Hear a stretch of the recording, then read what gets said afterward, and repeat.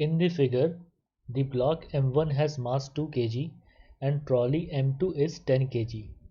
Friction coefficient between M1 and M2 is 0.5 while the trolley moves frictionlessly on the floor.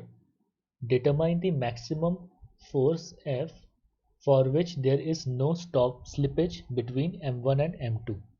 Okay तो सबसे पहले लिख लेते हैं कि तुम्हारा M1 जो तुम्हारा ब्लॉक है उसका मास कितना है तुम्हारा, इसका मास है 2 kg और जो M2 है जो ट्रॉली उसका मास है M2 का जो ट्रॉली का मास है दैट इज 10 kg.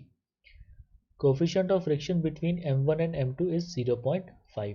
ठीक है, तो अगर FBD बना करके देखें, ठीक है, तो यहाँ पे F फोर्स लग रहा है तो स्ट्रिंग में जो टेंशन T जनरेट होगा that is also equal to F force. ठीक है, तो यहाँ पर ये जो तुम्हारा पुली है, ठीक है, पुली पे यहाँ पे T और यहाँ पे T फोर्स लग रहा है, यहाँ पर ऐसे T और यहाँ पर ऐसे T फोर्स लग रहा है. ठीक है, तो जिसके वजह से यहाँ पे टोटल 2T फोर्स के साथ जो M1 ब्लॉक है इसको खींचा जा रहा है, M1 ब्लॉक को खींचा जा रहा है. ठीक है, तो ये तुम्हारा देखो सबसे पहले M1 और M2 जो है, M1 और M2 अगर तुम्हारा इन दोनों के बीच में स्लिपेज नहीं हो रहा है इसका मतलब M1 और M2 जो है ये तुम्हारा कॉमन A एक्सेलरेशन के साथ मूव कर रहे हैं. If there is no slippage between M1 and M2, ठीक है, तो दोनों का क्या हो जाएगा, A कॉमन एक्सेलरेशन हो जाएगा M1 और M2 का. तो हम लिख सकते हैं that 2T is equal to M1 plus M2 into A. तो common acceleration A can be written as 2T upon M1 plus M2.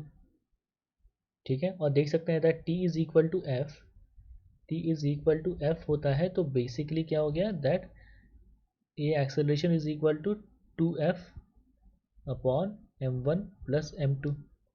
ठीक है, तो M1 और M2 का मास क्या है 2 और 10, तो बेसिकली आ गया 12. तो कॉमन एक्सेलरेशन जो है इसका वैल्यू कितना हो सकता है 2F अपॉन 12. तो कॉमन एक्सेलरेशन का value A is equal to F upon 6 metre per second square. ठीक है, अब यहाँ पे देखो M1 और M2 के बीच में अगर फ्रिक्शन फोर्स की अगर बात करें, ठीक है, तो M1 बॉडी पे इस डायरेक्शन में तुम्हारा फोर्स लग रहा है कितना 2T, तो इसका टेंडेंसी होगा टूवर्ड्स राइट स्लिप करने का. तो इसके ऊपर मतलब M2 के ऊपर जो प्रेजेंट है ये ब्लॉक, ठीक है, M2 के ऊपर जो ये प्रेजेंट है ब्लॉक, M2 का टेंडेंसी क्या होगा इसको रोकना.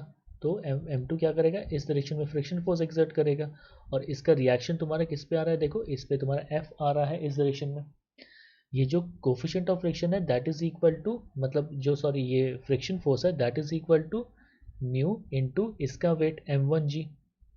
ठीक है, क्योंकि यहाँ पे नॉर्मल रिएक्शन इन दोनों के बीच में तुम्हारा क्या है M1G के बराबर है.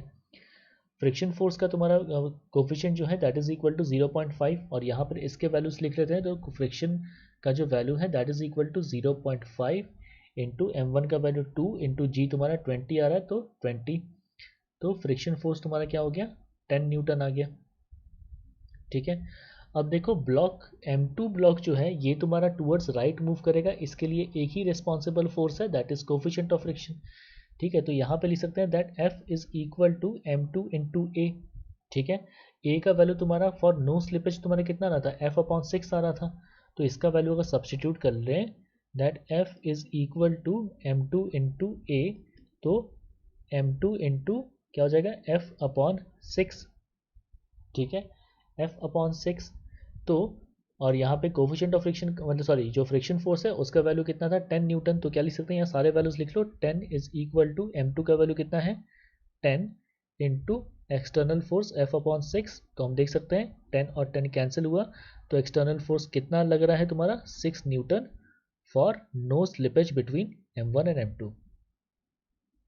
For no slippage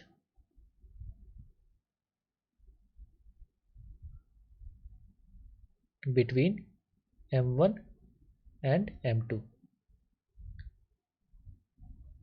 This is the correct answer to this given problem.